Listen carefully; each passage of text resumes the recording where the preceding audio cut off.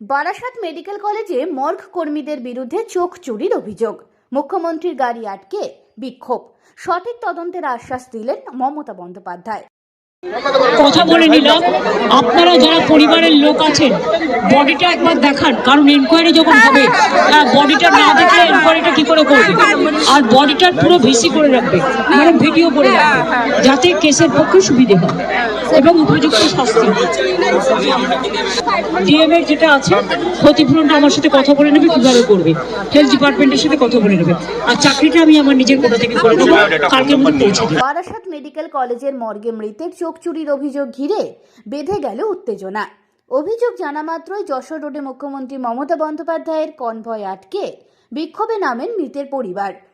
মৃতের নাম প্রীতম ঘোষ, বয়স 34 বছর, বাড়ি বারাসাত কাজীপাড়া 1 নম্বর রেলগেট এলাকায়। পরিবারের দাবি, মর্গ থেকে প্রীতমের চোখ বের করে নেওয়া হয়েছে। এই অভিযোগে ক্ষোভে ফেটে পড়েন স্বজনরা।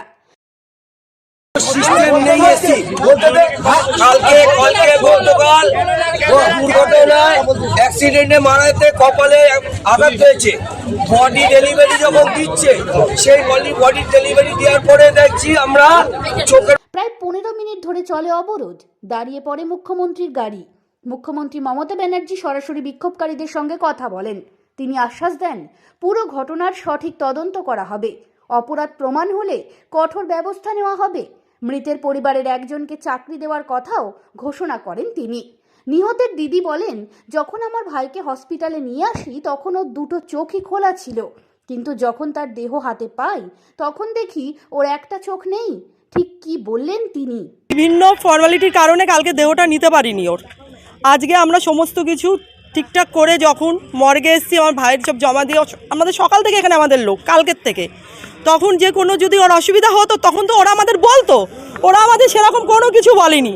এখন আমরা দেহ যখন আমাদের কাছে দিয়েছে আমরা যখন নিতে যাবো তখন দেখি আমার ভাইয়ের একটা চোখ নেই। আমার ভাইয়ের চোখটা কোথায়? আমরা শাস্তি চাই। আমার ভাইয়ের দুটো চোখই ছিল, তার মধ্যে একটা চোখ কোথায় গেল আমার ভাইয়ের? এখানে ব্যবসা হচ্ছে, হ্যাঁ এখানে ব্যবসা। নিহতের মাসি সাংবাদিকদের মুখোমুখি এসে ঠিক কি বললেন শোনাবো আপনাদের। চাকরি দেবো সবকিছু সমাধান কি হয়? চাকরিতে আমাদের বাচ্চার চোখ তুলে নিয়েছে, সেই সমাধানটা করলো না। উনি আপনাদের কথা শুনলো না? শুনেছে। আমার দিদির সাথে ইন্টারভিউ নিলে দিদিকে বললো আপনাদের পরিবারকে চাকরি দেবো, পরিবারকে টাকা দেবো। টাকা দিয়ে কি সবকিছু হয়? আমাদের বাচ্চাটা ছোট 18 দিনের একটা বাচ্চা হয়েছে, তার বাবা এরকম মারা গেল, আবার চোখটা তুলে নিচ্ছে। এই দেখুন, ছবিটা দেখুন, এভাবে অ্যাক্সিডেন্ট হয়েছে। আপনারা কি চাইছেন? আমরা চাইছি যে আমাদের যেরকম চোখ ছিল সেরকম চোখটা করে দিই, আর আমাদের একটা কোনো ব্যবস্থা করে দেয়। ওরা অত্যন্ত গরিব। নির্দেশ দিল যে সঠিক তদন্ত করুক, হ্যাঁ সঠিক তদন্ত করুক, যে যেন বিচার হয়, যেন এরকম। মুখ্যমন্ত্রীর হস্তক্ষেপে অবরোধ প্রত্যাহার হলে যশোর রোডে ফের স্বাভাবিক হয় যান চলাচল। বাংলার গণতন্ত্র, সত্যের পাশে, বাংলার সাথে।